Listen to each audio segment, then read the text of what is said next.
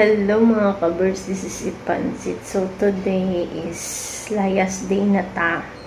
Finally, makalis na din tayo dito. Sad siya kasi ako talaga ang nagbili ng ticket. Almost more than 50, almost 60,000. No, 60,000. Mga nasa 68 o 68,000 Philippine money. Pero tiniis ko na lang kasi parang makaalis na tayo sa pamamahay na to, magsimula sa panibagong landas. So prepared na ng mga gamit ko, bag ko. Pa-check ko na lang sa kanya mamaya kasi umalis pa yung amo kong babae, nagpa-print ng ticket. Tapos, nagpa-print ang ticket ko. Tapos yung, natirang sahod ko is, isisend niya sa pangalan ko. Sad siya kasi, hindi niya sagot yung ticket ko. Ako ang sumagot sa ticket ko. So, pero, I'm so happy sa kabila din para makauwi na din tayo ng Pilipinas. Makikita din natin yung pera na nawawala sa atin. So happy and thankful na na ako sa sitwasyon na to, na umalis na ako. Or stepping, nag-step, yung lumukso na tayo sa ganitong sitwasyon. So, abangan na lang natin kasi malapit na din ako magbibihis. Look at my attire. Charot. Nakaplansya na siya. Charot. So, waiting na lang tayo sa time na magbihis. Isasabi ko din sa inyo mamaya lahat kung paano, bakit. Okay? So, nandito na tayo sa sasakyan. Going to airport na siya. At the time is 3:50. So we see bye this area. Plastic تلور بالكولور.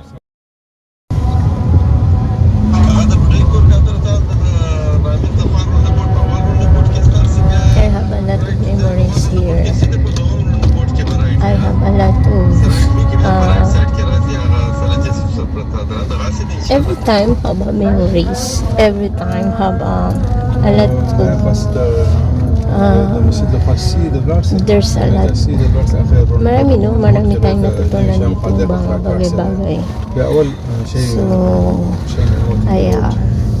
maging babay na to sa atin at na din tayo sa panibago nating yugto ng buhay.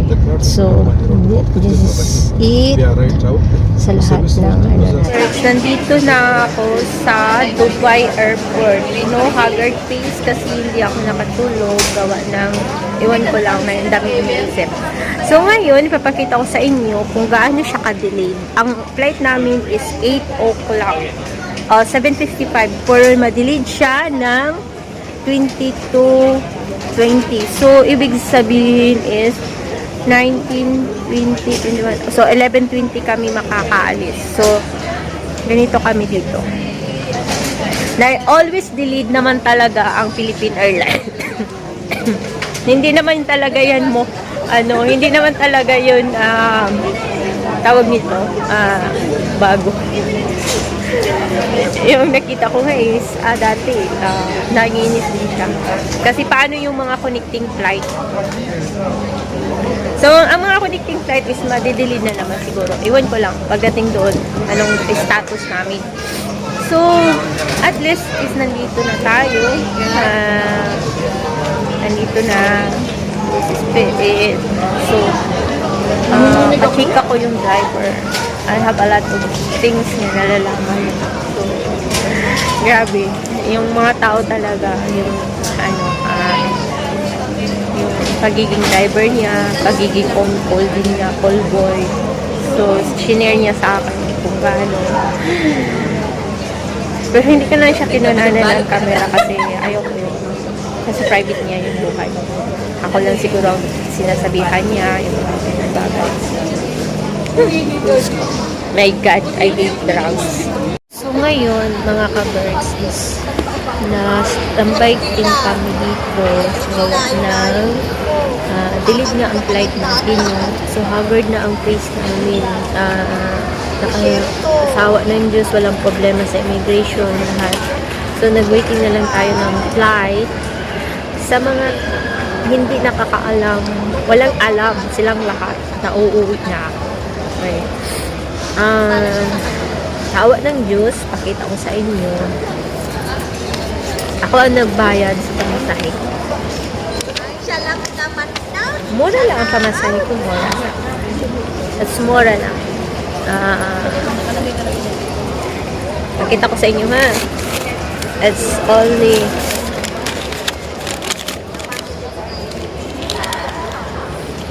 47 dirhams. Okay? 47 dirhams.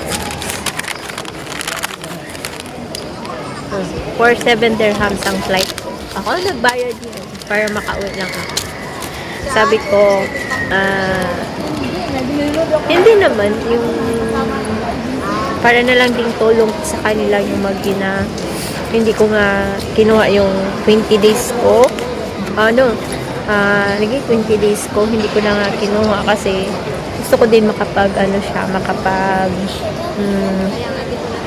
makapag-start yung amo kong babae kasi gawa ng laki din ang gastos niya, nagpa-divorce siya. So, ang dami namin struggles pero nanatili pa rin ako doon sa side niya kasi parang tulong ko na din sa kanya para hubak guys. Mga kamers, hubak ko. Tapos, yun, siya,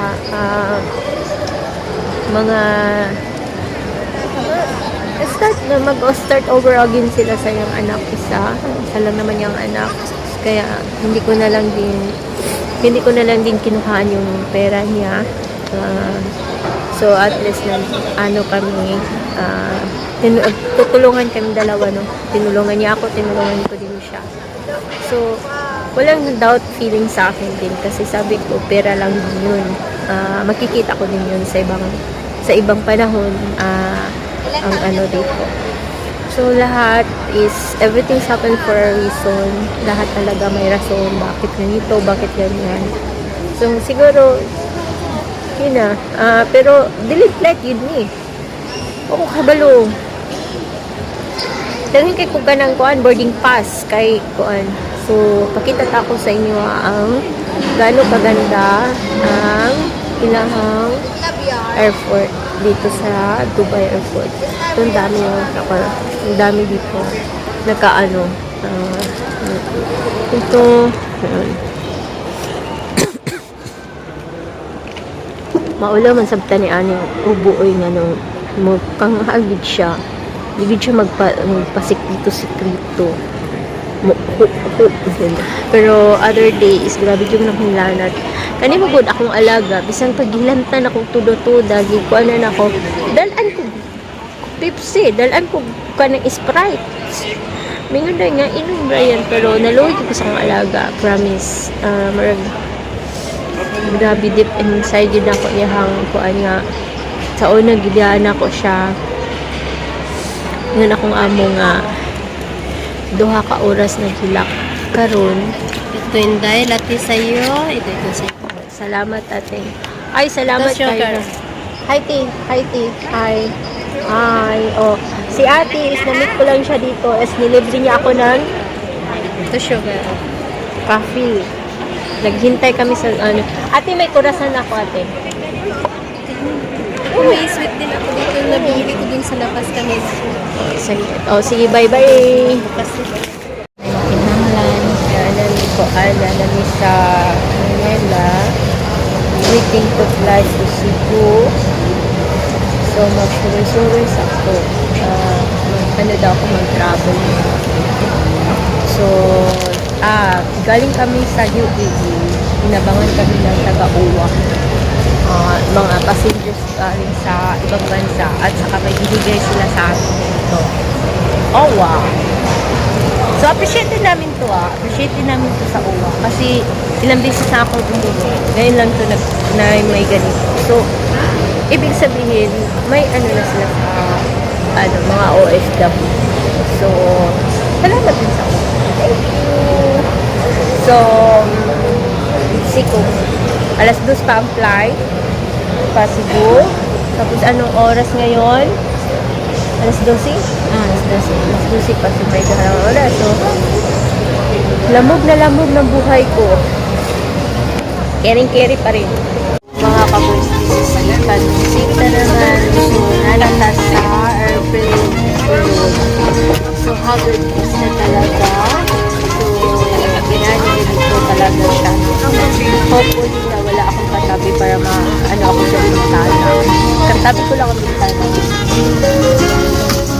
Kitang-kita ko lahat. So,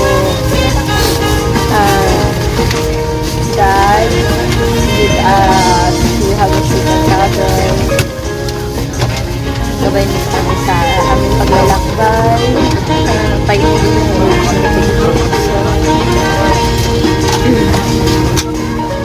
Sobrang nakagard guys. Walang tulog. Ganito. Tapos wala pang boss. Pero, you go na lang. This is it. This is my card. So mga ka-boys, nandito na tayo sa Mactan Airport. So this is the last flight na to para Butuan. I'm exciting kasi hindi alam ng pamilya ko na uuwi na ako. Tapos kahit sino, walang nakakaalam. Walang nakakaalam. Hindi ko yung sinasabi na uuwi na ako. So, tingnan natin kung anong mga itsura nila mamaya, no? Tatawag ako before ako makarating ako sa bus terminal, tatawagan ko yung pamangkin ko o kaya pagdating ko na sa Bayugan na magpasundo na ako sa bus. Tingnan natin kung anong mga itsura nila.